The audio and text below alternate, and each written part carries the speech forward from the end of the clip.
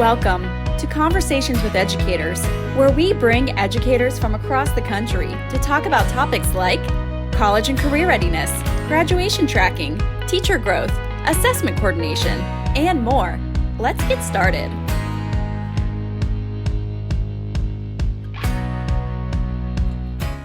Alrighty, well, let's go ahead and get started.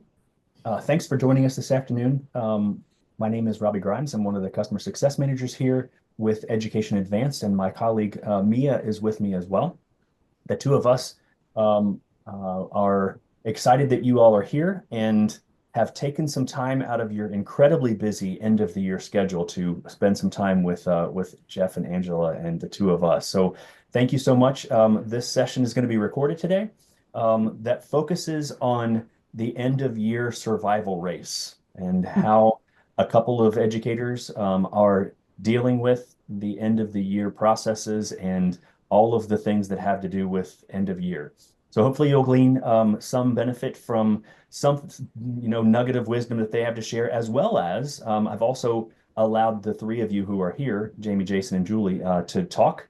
So you should be able to mute and unmute your microphone if you'd like and ask questions. Since it's a small group, then absolutely just kind of ask questions. If we get, an influx of 20 or 30 more people, we may change that. But since it's just a small group, let's go ahead and keep it that way and informal, and you guys can go ahead and ask questions.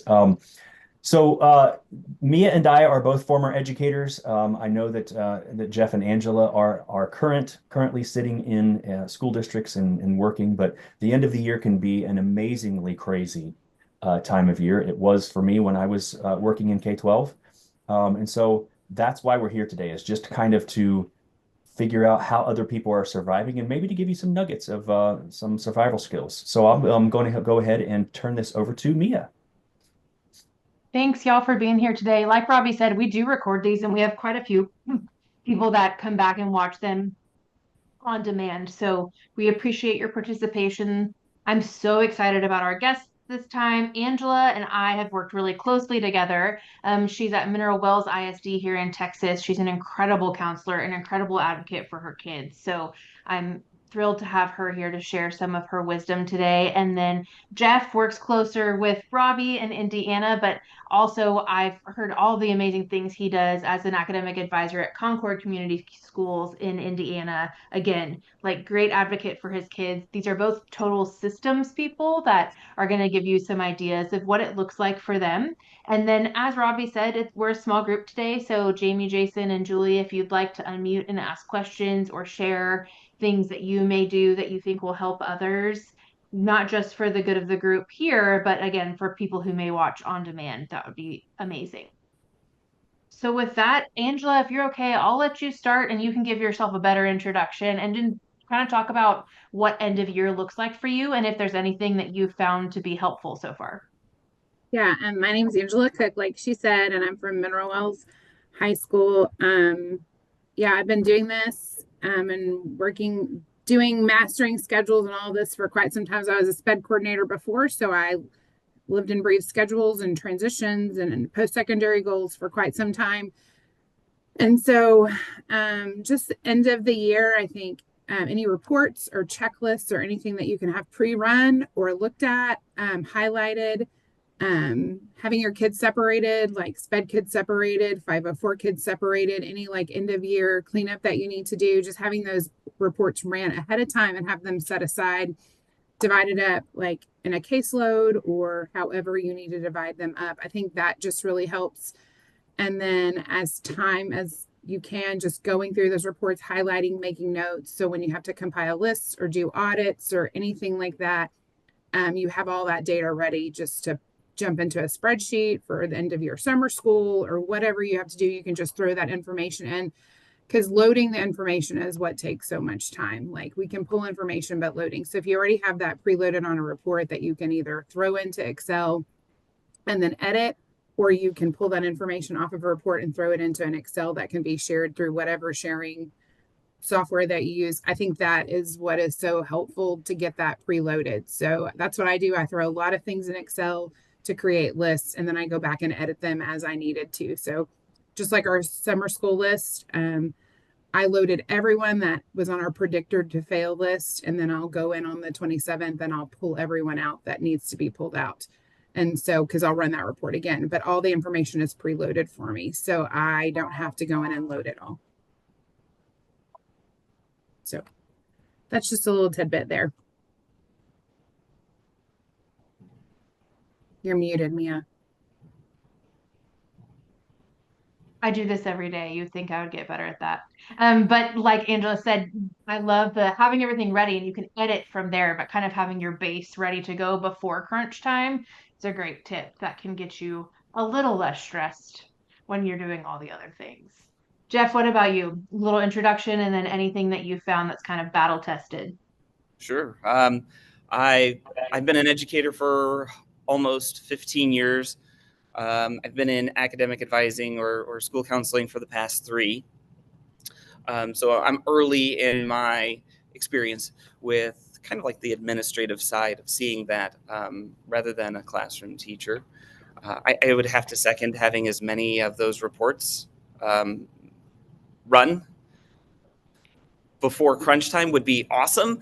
But even right now, we're running master schedule, and we haven't even finalized what schedules look like. So we're scrambling on that. I guess the most helpful thing for me as a counselor really is learning to live in pathways.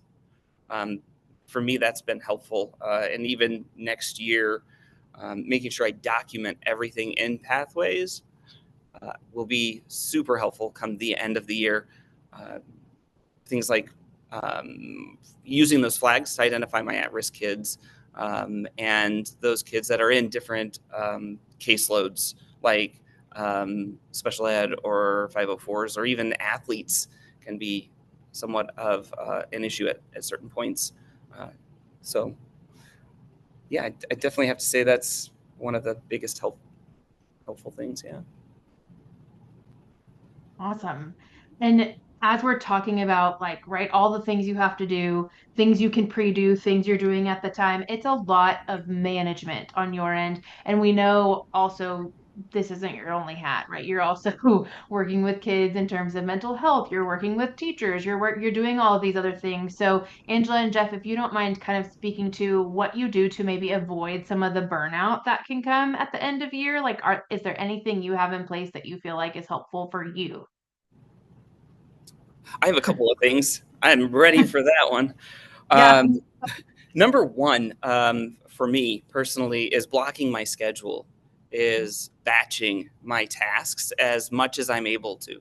Of course, there's always students in crisis, and there's always administrators kind of crashing into things, asking for things. That's not a negative thing. I don't say that to be pejorative. But those can be interrupters. But batching and scheduling, blocking my schedule off can be super helpful. To avoid the burnout. Self-care, if we're going to go there, like making sure there's time in the day to actually take a break. I don't eat lunch at school, but taking that downtime to really regather myself is super helpful. Yeah. I think too, just like in line with the self-help, like there are times at the end of the year where I work more than what my day is. And I think that's part of what creates burnout. And so just like to tag on what Jeff said, I get here on Monday morning and I say, okay, this is what has to be done for the whole week, and set some goals and go, okay, so maybe Monday and Tuesday I'm going to have to stay late, but then Wednesday and Thursday I'm not going to stay late. And I actually plan something to do. So I have to go somewhere and get out of school, and I don't take stuff home to work on it.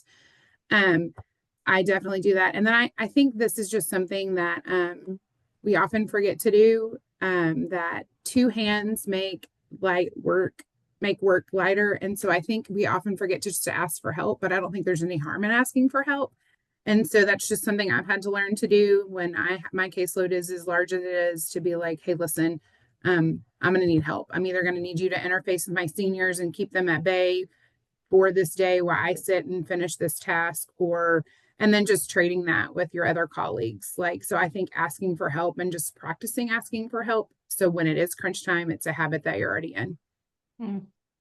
I love that. As educators, we tend to not be good at that. Mm-hmm.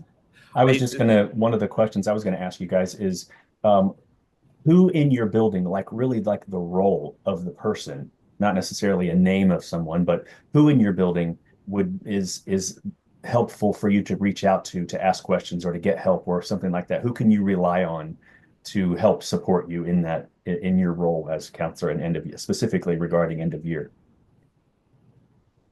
So we have an instructional coach on campus. And so I spend a lot of time interacting with teachers because like, hey, this senior is in a jam in this class or something like that.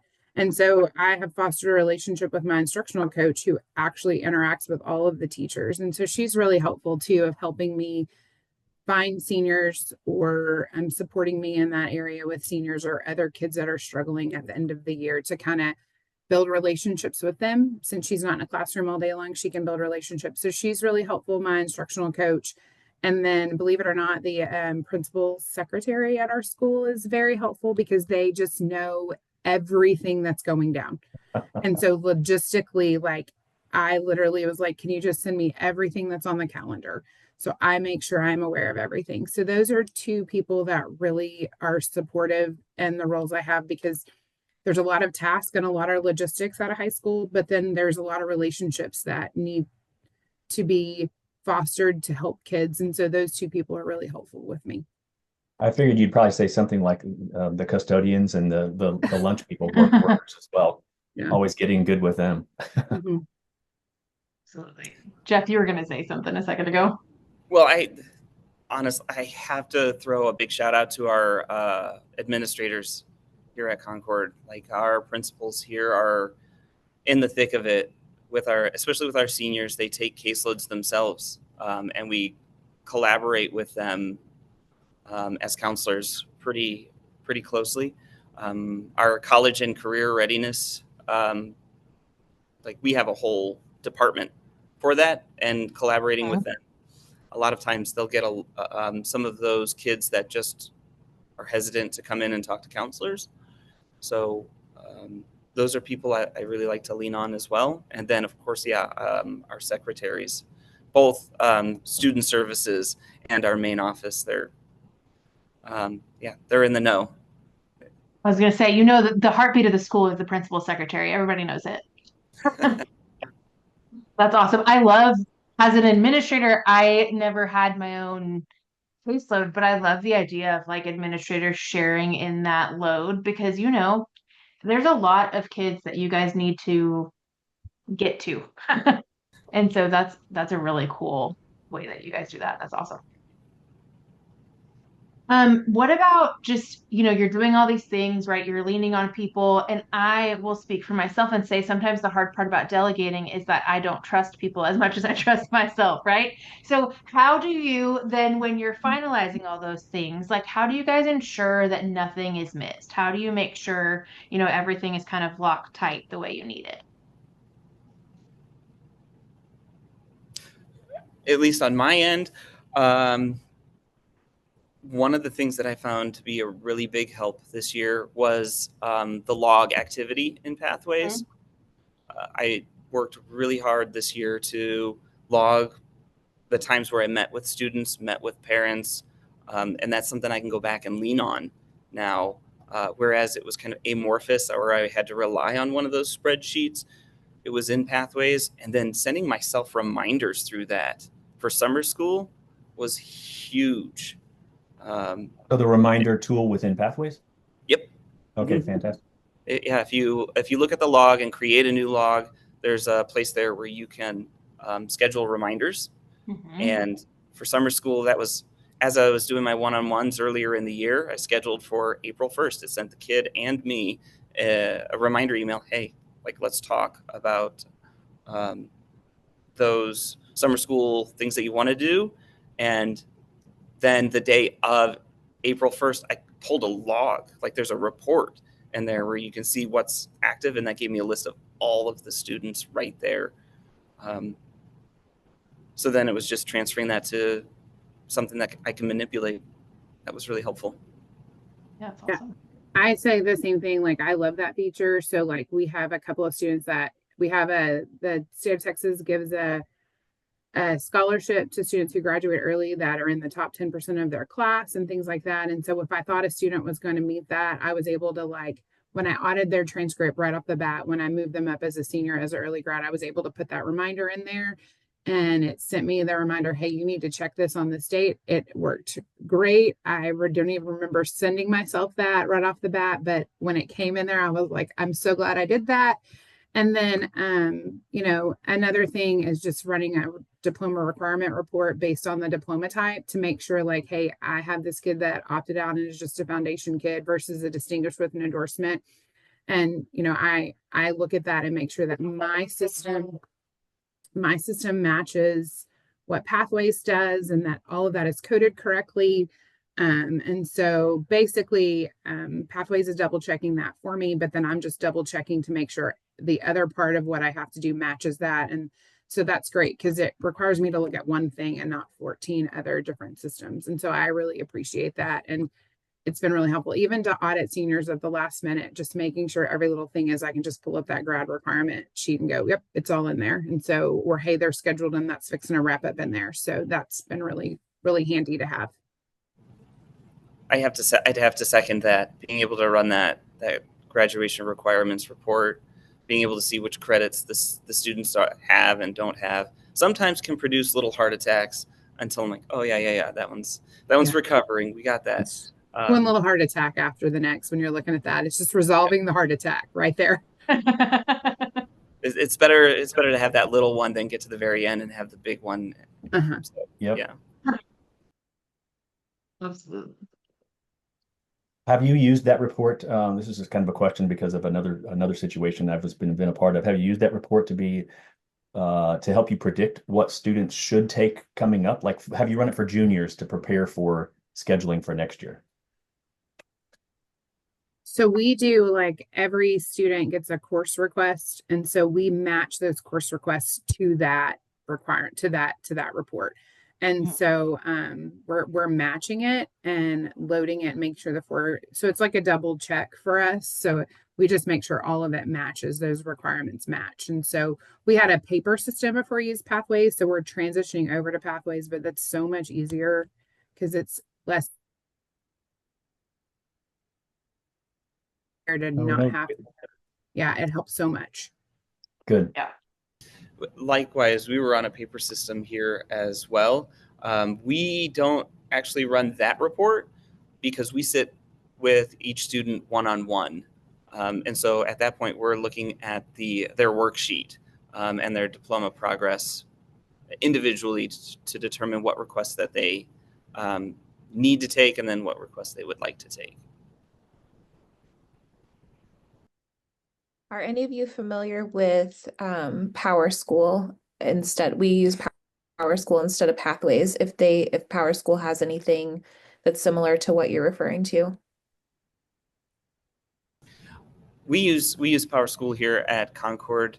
I do know that there are places to record the the major graduation requirements, what we call them boxes, box 1, 2, and 3, which is the diploma, employability skills, and post-secondary readiness competencies. And we have to put that in for every student when they're graduating anyway. As far as what their graduation requirements are, or their requests versus what they need in their diploma, I'm not aware of it. I'm sure they probably have something, but I was referring more to the being able to, we don't have Pathways here. I'm not familiar with that program. So what is that, just an additional software in addition to Power School? And what I'm just trying to figure out what we might have access to here at Plymouth that we could do the same thing where you're scheduling the reminders. Yeah, so Pathways is our software here at Education Advanced. It's a graduation tracking tool and counseling tool, and that's where they're talking about putting the reminders and things like that. I'm not, familiar with Power School and all of the functionality there. If there's a way to set reminders, I know, before we had Pathways, we did calendar invites for ourselves, like we would calendar it out. It's certainly clunkier than doing the reminder feature in Pathways, but that is what they're referring to as our software, which is Pathways. Okay, that makes more sense. Yeah. So Jeff, you're working with PowerSchool and Pathways. You work with both of those systems. Yes, we do. Okay. Thank you for that clarification. That makes more sense. For sure. And PowerSchool and Pathways talk to each other. So we get all of kind of, the stuff that is in PowerSchool, the grades, the things like that. And it comes over into Pathways. And then what Jeff is talking about, the running reports, the setting reminders, all of that can be done in Pathways kind of as additional help for tracking and that more comprehensive counseling tool.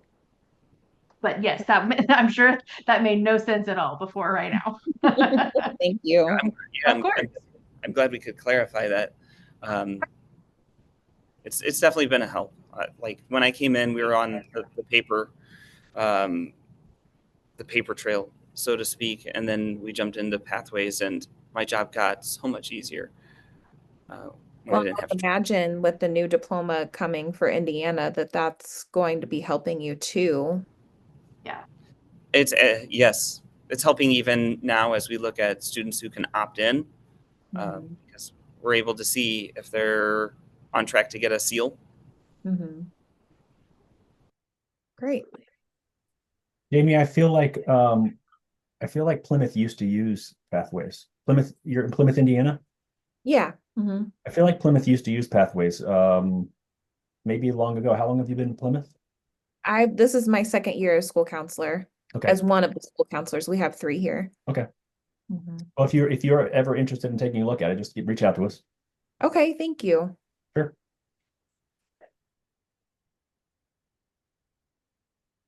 I think that's the thing too with diploma tracking, and they've mentioned the graduation requirements report quite a few times, but we know that graduation tracking is so intricate because it's not just their diploma. Like in Texas, we have programs of study, we have endorsements, we have other graduation requirements. Indiana has box 1, 2, and 3. Like it's not just, did you get the right credits? There's all of these other factors. So Jeff and Angela, you guys have talked about a couple of reports, but thinking about that, like specific to graduation tracking as you get kind of into crunch time or planning time, are there any other reports? It doesn't even have to be Pathways, but are there any other reports or things you do in terms of the graduation tracking that you feel like are really helpful, little audits or anything like that?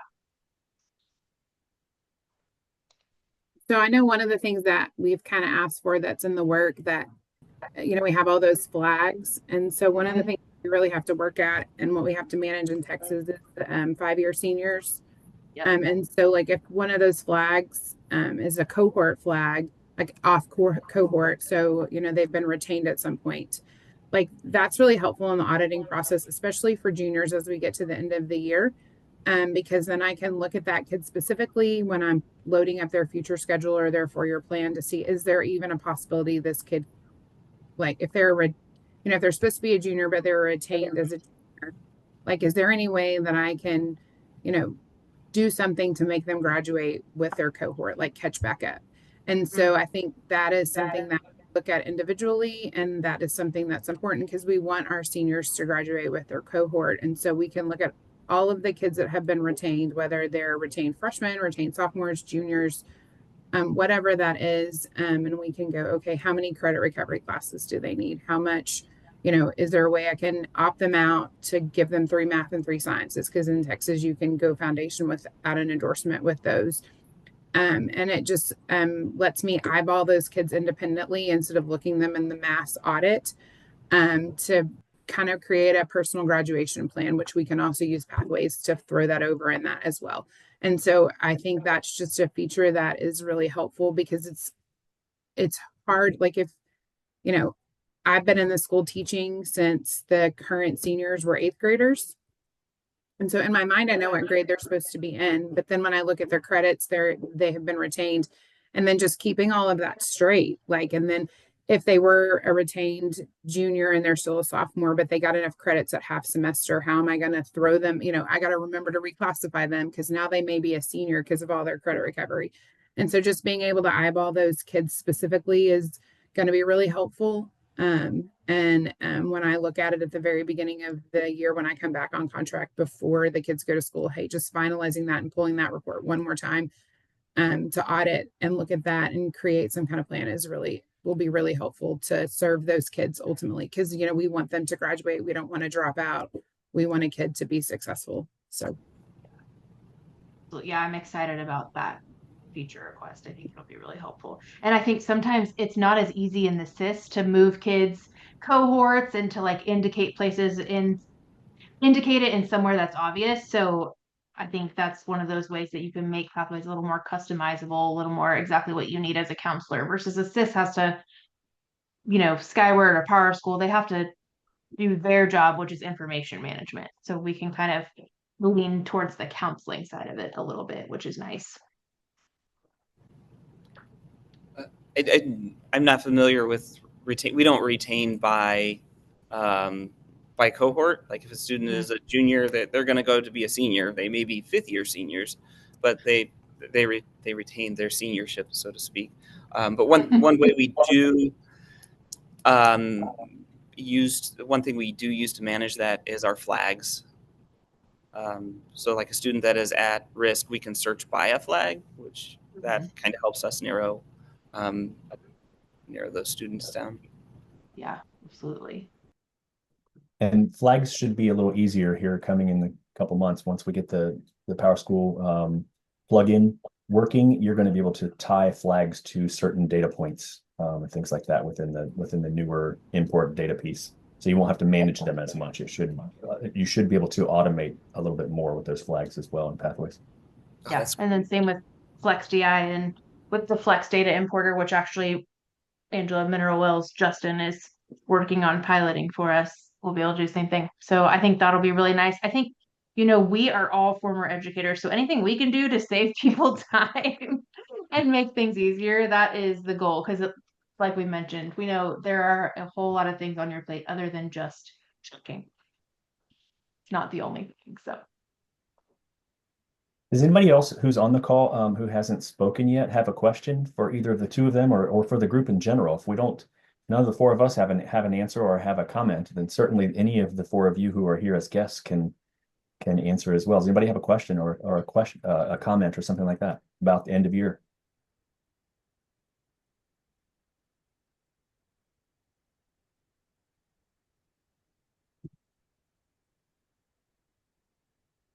No?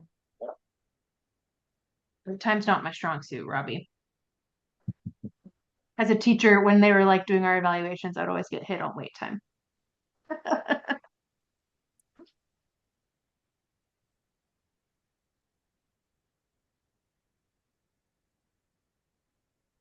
All right. Any closing words of advice, Angela or Jeff, for our group? I have one, I think. Yes. One of the things I didn't mention about avoiding burnout is, and I think Mia, you just spoke to, it's about more than checking. This time of year, there's a checklist that is on my list of things, like having all of those checklists to make sure everything's done. But taking the time to sit with kids, even when they come to see us, and just check in about how they're doing, about things that are going on. For me, that's the gratifying piece that really makes it worth it. And it's very easy for me to get lost in all of the checking and figuring out who's graduating, who's not, that I become afraid I'm going to lose that. So intentionally sitting with those kids and talking with them is a blessing, really.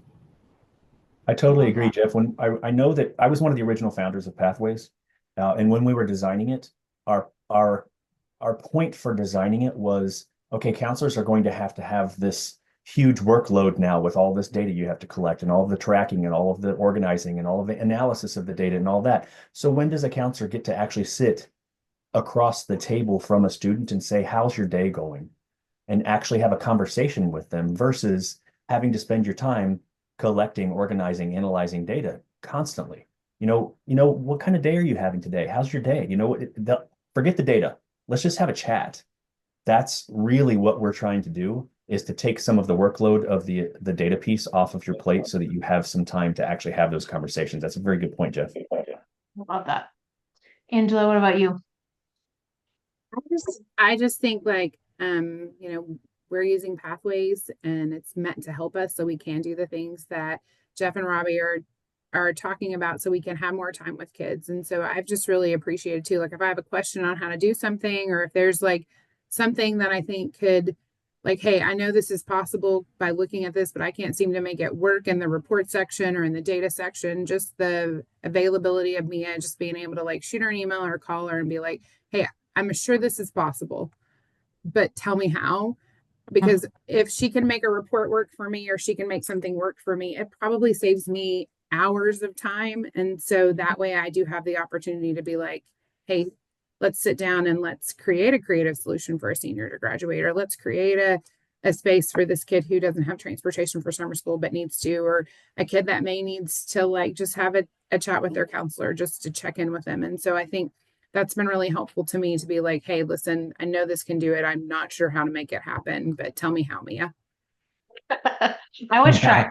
Rob, Absolutely. the same way too, though. I'll submit tickets for things, thinking they're broken, or maybe a suggestion, and Robbie gets back with me and we talk through some things. So he's Good. also one of those people that I go to if I need something. Sure.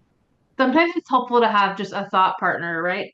Like, hey, Yeah. I think that this is a way that I can use this. Can you think through it with me? And all of those things. And that's our whole job. We're here to support, certainly. And those of you that are on the call, whether you have Pathways or you don't, I'll drop our contact information, but we really are here to support schools. Like that's our whole job. That's our whole heart. Robbie and I, like I said, both former educators. I was 10 years in Texas public schools. Robbie was more than 10 years, 25. 26. I don't know how many. 26 in Indiana schools. Nobody's So counting. Yep. nobody's counting. I just meant I was trying to say you were an upgrade from me, Robbie, is all. Appreciate that. Yeah. But we really are here to help and support. So I'll drop our contact information in the chat. If there's anything we can do for you at any point, certainly don't hesitate to reach out to us, and you'll get it in the webinar wrap up as well too. Well, guys, thanks so much for your time. To the attendees who were able to spend some time with us, please reach out to us if you have any questions. Certainly me and I, even if you're not a client of Pathways, if you've got questions and things like that about counselor stuff, if we can connect you with someone and you can benefit from that, absolutely. And Angela and Jeff, thanks so much for offering your time and your expertise here today. I appreciate it. Absolutely. Yeah, my pleasure. Thanks for having me. Yep. Thank you. Take care and have a great end of your year. Bye, y'all. Bye-bye. Thank Bye. you. Thanks for joining us. If you want to learn more about college and career readiness, graduation tracking, teacher growth, assessment coordination, be sure to subscribe to our newsletter. Until next time.